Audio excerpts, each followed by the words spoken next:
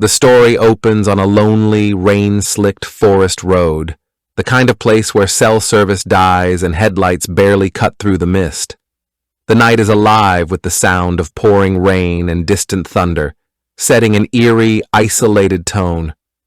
David Carter, a skeptical journalist in his mid-30s, grips the steering wheel, his tired eyes flicking between the road and the voice recorder on his passenger seat.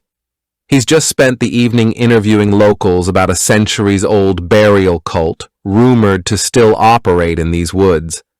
Most dismissed it as superstition, but one old man warned him, "They don't kill you first. They let the earth do it." David shakes off the chill, turning up the radio, static. A news bulletin crackles through. Authorities still searching for missing hiker, last seen near Black River. He switches it off, muttering, "Great. Just what I needed." Then, a shadow darts across the road. David slams the brakes, tires skidding on wet asphalt. The car fishtails, and for a terrifying second he's weightless. Then impact. The world flips, glass shatters, and his head cracks against the window. Silence. Rain patters on the overturned car. David groans, tasting blood. His vision swims as he fumbles for his phone. No signal. Outside, the forest is unnaturally still. No animals, no wind, just the distant sound of footsteps and a low rhythmic chanting. He forces the door open, collapsing onto the muddy ground. A shadow looms over him. He looks up, but before he can see who or what it is, a sack yanks over his head. Something heavy cracks against his skull. Blackness.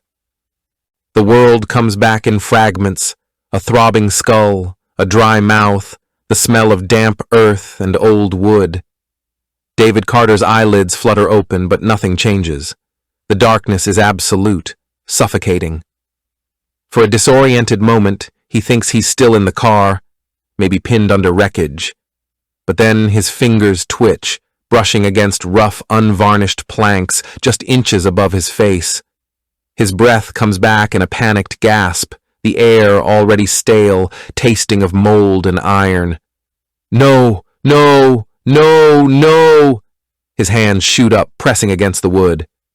It doesn't budge. His elbows scrape the sides. He's in a box, a coffin. His pulse roars in his ears. He thrashes, shoulders slamming against the confines, but the wood holds firm. His knee jams against something hard, a small metal object. A lighter? He fumbles for it, fingers trembling, and clicks it to life.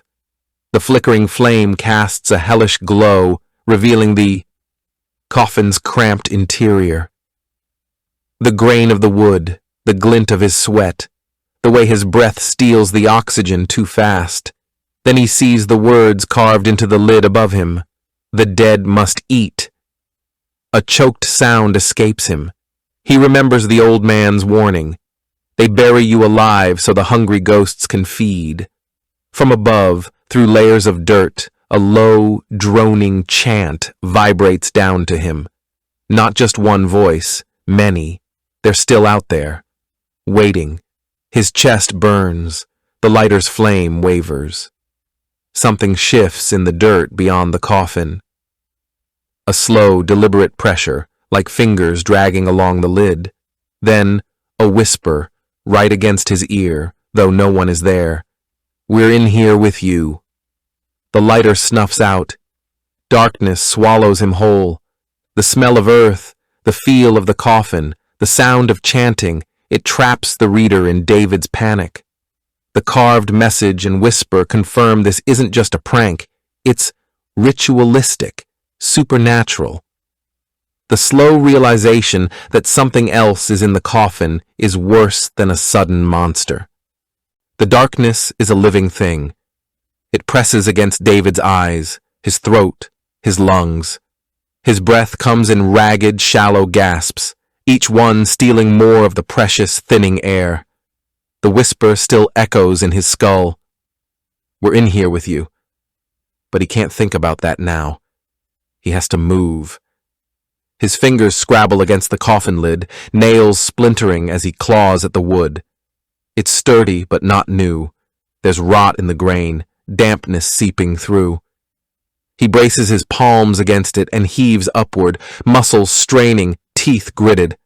The wood groans but doesn't give. Think. The lighter.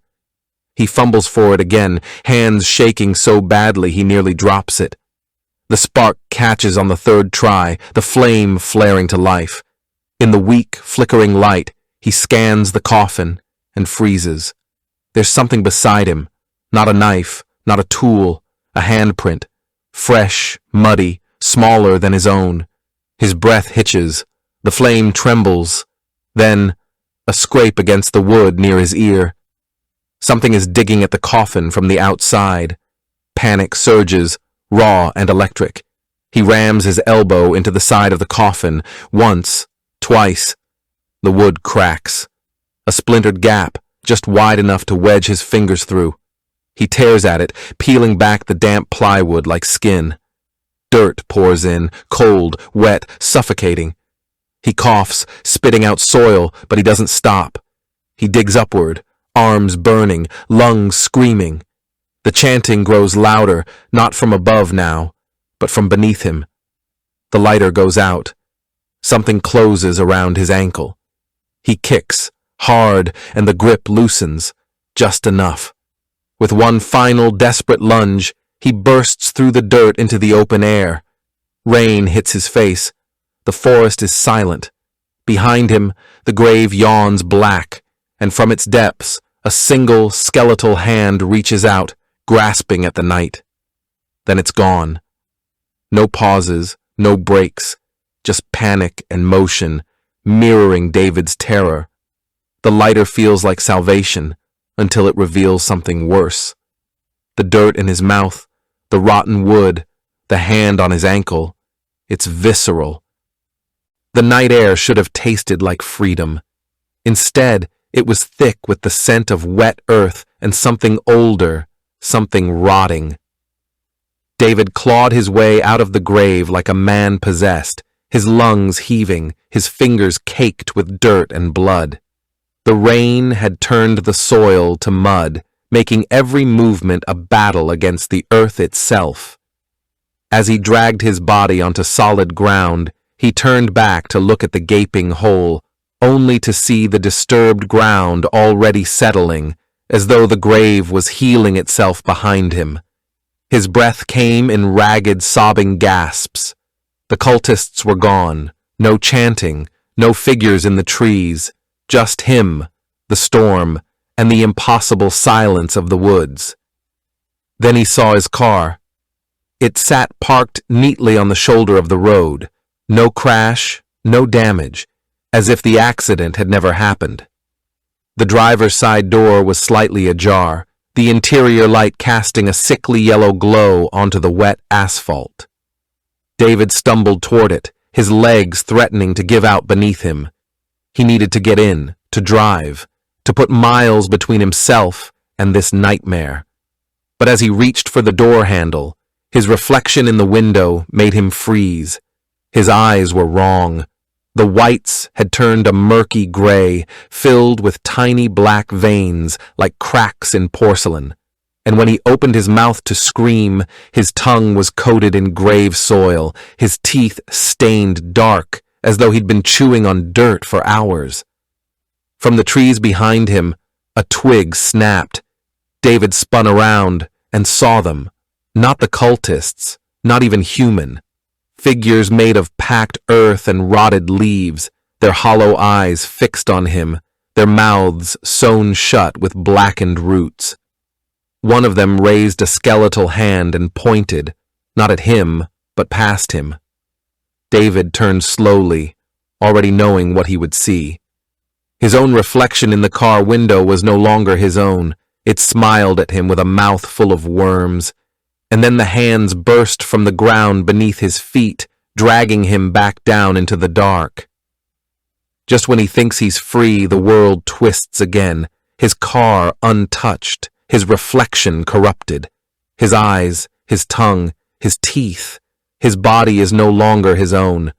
The creatures aren't chasing him. They're welcoming him. His reflection is alive, and it wants out. David wakes with a gasp, his body jerking upright. Sunlight streams through his bedroom window. The sheets are tangled around his legs, damp with sweat. His alarm clock blinks 7:03 a.m. in familiar red digits. A dream? His voice cracks as he says it aloud, the words thick in his throat. He swallows, and something gritty grinds between his teeth. The taste of soil. His hands fly to his mouth, fingers probing. When he pulls them away, black dirt clings to his skin. He stumbles to the bathroom, his reflection in the mirror wild-eyed, hair matted with sweat, but normal. No black veins, no worm-filled smile. Just David Carter, alive and unharmed. He turns on the faucet, scrubs his face until the water runs clear. The rational part of his brain claws for an explanation. Night terrors, sleepwalking, stress. But then his gaze drifts to the shower curtain, slightly askew. Behind it, something glints. A shovel. Not just any shovel. Its blade crusted with fresh earth, its handle smeared in mud that hadn't been there before. His breath hitches. He reaches for it, and the moment his fingers brush the wood, a memory slams into him. Himself, in the dead of night, digging. The hole in the ground, deep enough to hold a coffin. The whispering voices guiding his hands. And then, a knock at the front door. 3 heavy thuds, paused, then 3 more. David doesn't move, doesn't breathe. From the other side of the door, a voice, his voice, calls out, "You forgot to let me in." The doorknob rattles. David stands frozen in his bathroom, the knocking growing louder, more insistent. Each strike against the door rattles the walls, the sound warping. No longer just knocks, but fists pounding from inside a coffin. His reflection in the mirror flickers. For a split second, it's not him staring back. It's the thing from the woods, the one with dirt-packed eyes and a mouth sewn shut with roots. It mouths 2 words, "Too late." The front door bursts open, not from force, because David unlocked it. He doesn't remember moving, but his hand is on the knob, swinging it wide. The hallway is empty. At first. Then, from the shadows, a figure steps forward. It's him. Not a doppelganger. Not a ghost. Him. As he looked when he first clawed his way out of the grave. Clothes torn, skin caked in soil, eyes wide with a terror that's long since curdled into something darker. This David moves stiffly, like his joints are packed with earth. He tilts his head, studying the cleaner, safer version of himself, standing in the doorway. "You don't remember yet," Grave David says, voice rasping like roots grinding together. "But you will." And then he lunges. The fight is brutal, silent. They roll across the floor, crashing into furniture, neither able to scream. David's fingers sink into his own throat, his other self's grip iron tight. Black soil spills from their lips as they struggle, twin gasps filling the room. Then, a shift. David blinks, and suddenly he's the one on top.